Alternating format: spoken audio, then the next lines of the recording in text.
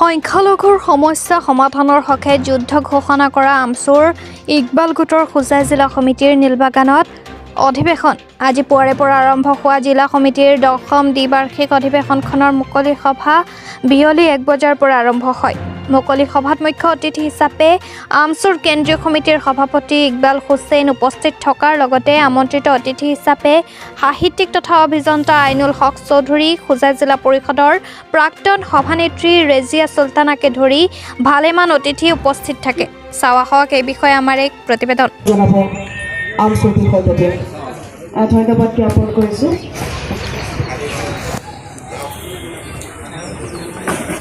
আমি এইবিলাক দূৰ কৰা নানান ধৰণৰ অত্যাচাৰ কৰা ব্যক্তিসকলৰ পৰা যাতে পৰিত্ৰাণ পায় নাগৰিক চাহাবৰ নামটো প্ৰপ'জেল।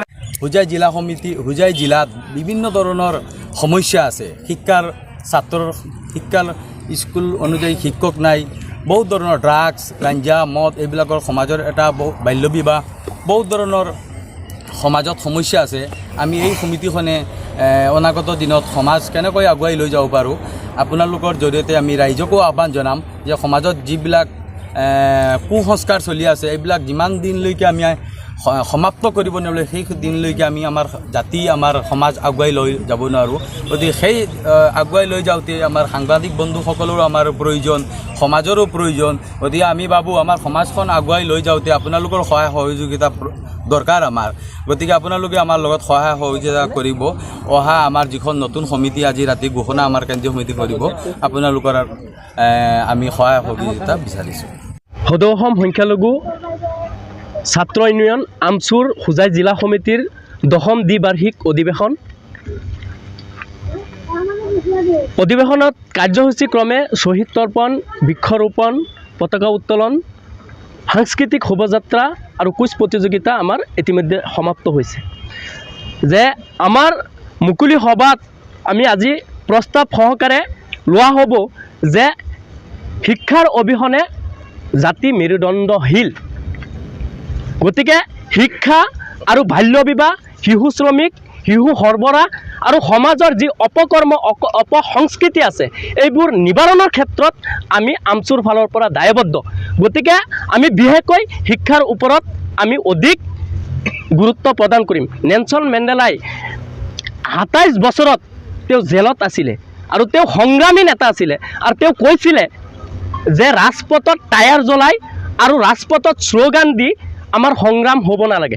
আমাৰ সংগ্ৰাম হ'ব লাগে মানৱতাৰ সংগ্ৰাম, আমাৰ সংগ্ৰাম হ'ব লাগে দায়বদ্ধতাশীল সংগ্ৰাম হ'ব লাগে। আমি মানুহৰ মনত জনসংযোগৰে হোজাই জিলা আমচুৰ 10ম দ্বিবাৰ্ষিক অধিৱেশন আৰু এই অধিৱেশনত আমি মুকলি সভাৰো আহ্বান কৰিছোঁ।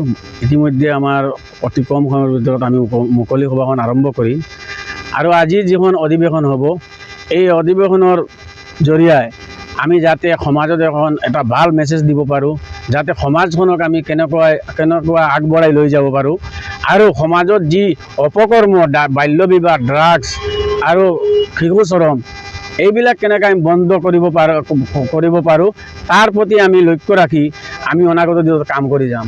আজি আমাৰ চকুৰ সন্মুখত দেখি আছোঁ আমি যে আপোনালোকেও দেখি আছে আৰু আপোনালোকৰ যোগেদি আমি চৰকাৰকো অনুৰোধ জনাম, আমাৰ সংখ্যালঘু এলেকাত যিবিলাক স্কুল কলেজ আছে আপোনালোকে চাব প্ৰায়বোৰ স্কুলত 200, 250, 300 ষ্টুডেণ্ট আছে, কিন্তু আপোনাৰ শিক্ষক মাত্ৰ 2-3জন বা 4জন। কোনো স্কুলত এজন শিক্ষক আছে, কিন্তু চৰকাৰে আমাক কোনো গুৰুত্ব দিয়া নাই। গতিকে এই সন্দৰ্ভত আমি চৰকাৰৰ লগত কোনো ধৰণৰ আন্দোলন নকৰাকৈ, আমি ৰাজপথত টায়াৰ নজ্বলাকৈ আমি চৰকাৰৰ লগত বহি আলোচনা কৰি কেনেকৈ আমাৰ এই সংখ্যালঘু এলেকাত আমাৰ পৰ্যাপ্ত শিক্ষক চৰকাৰে দিয়ে, পৰ্যাপ্ত আমাৰ স্কুলৰ যিখিনি পাবলগীয়া আছে আমাৰ সংখ্যালঘু ছাত্ৰ ছাত্ৰীয়ে কেনেকুৱা তেওঁলোকৰ